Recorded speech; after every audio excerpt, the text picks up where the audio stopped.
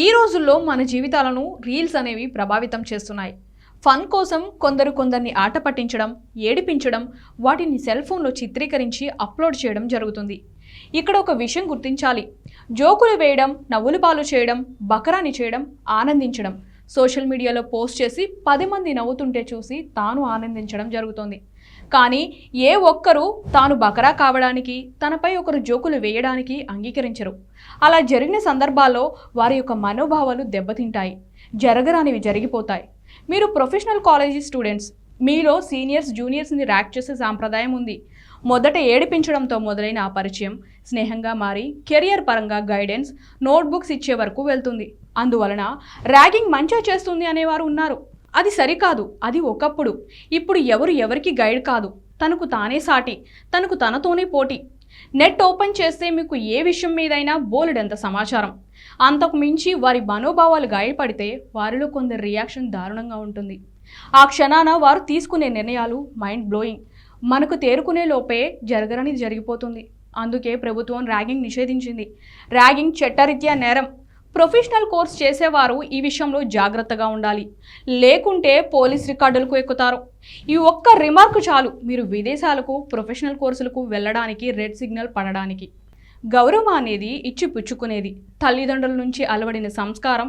ఎదుటి వారిని గౌరవించండి, గౌరవం పుచ్చుకోండి.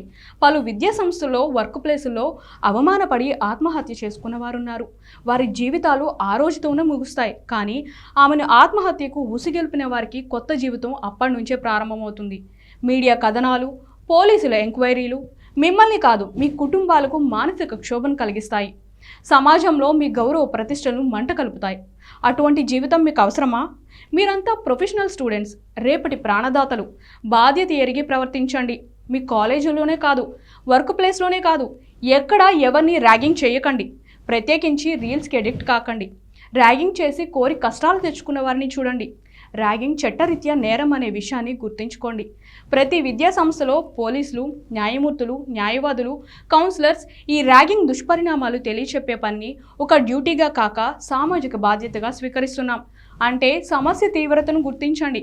ఆ పొరపాటు జరిగే ఆ ర్యాగింగ్ చేసిన విద్యార్థి జీవితం నాశనం అవుతుందని బాధతో చట్టం ఏం చెబుతుందో మీకు చెప్పడానికి వచ్చామంటూ మెడికోస్కి ఓ సందేశం ఇచ్చారు. మన స్టేట్లో ర్యాగింగ్ అనేది లేదు, ఎస్పెషల్లీ మన విజయవాడ కూడా లేదు.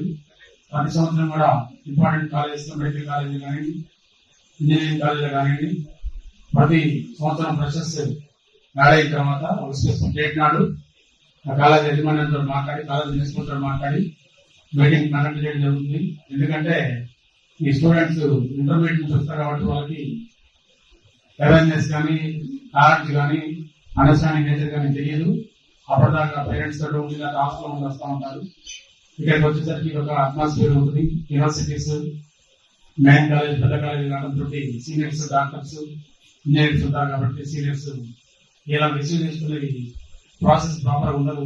దాంతో వాళ్ళు ఇమీడియట్ కావడం, ఇబ్బంది పడటం, సైకలాజికల్గా ఎఫెక్ట్ కావడం, అదేవిధంగా కాలేజీ నుంచి వదిలిపెట్టుకోవడం, కొంతమంది సైకిక్ గా కావడానికి, అదేవిధంగా ఎడ్యుకేషన్ మధ్యలోనే ఉద్దేశించుకోవడం, ఇవన్నీ మా అతని యొక్క మైండ్ మీద ఇంపాక్ట్ అయితే కాబట్టి అలాంటి ఇన్సిడెంట్ జరగకుండా ఒక మంచి వాతావరణం ఉండేటట్టు సీనియర్స్ జూనియర్స్ అని తేడా లేకుండా వాళ్ళని ప్రాపర్ రిసీవ్ చేసుకొని అందరం ఒకటే అన్న భావంతో, కలిసిమెలిసిలో ఉన్న భావంతో ఈ యొక్క తర్వాత సీనియర్స్ వాళ్ళ యొక్క మంచి అభిప్రాయాలు జూనియర్స్ కి షేర్ చేయడం, అదేవిధంగా జూనియర్స్ కూడా నేర్చుకోవడం.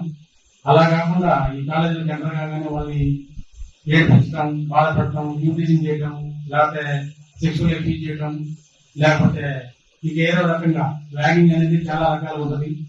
కలర్లు పెట్టుకోమని ఉంటాం, కలర్లు తీసేయమని చెప్పడం, లేదా dress change, dress off, dress వేసుకోమని చెప్పడం, అదేవిధంగా డ్రింక్ చేయమని చెప్పడం, సిగరెట్ తాగమని చెప్పడం, లేదా తాగిన కప్పులు తీసేయమని చెప్పడం, పడిపోయిన సిగరెట్ ముక్కలు ఇచ్చేయమని చెప్పడం, ఇలాంటి నానా రకాలుగా యూటీజింగ్, ర్యాగింగ్ చేయడం జరుగుతుంది. ఆ ర్యాగింగ్ తోటి వాళ్ళకి అండర్స్టాండ్ చేసుకొని కొద్దిగా పర్వాలేదు అనుకుంటే కొద్ది రోజులు ఉంటుంది, కొద్దిగా లేకపోతే ఏముంటుంది, కొంత కలిసి నుంచి ఉంటామన్న వాళ్ళ యొక్క మైండ్ కాన్సన్ట్రేషన్ బట్టి, వాళ్ళ యొక్క మైండ్ స్టెబిలిటీని బట్టి, వాళ్ళ యొక్క మైండ్ కెపాసిటీని బట్టి ఆ డిపెండ్ అయి ఉంటుంది. కొంతమంది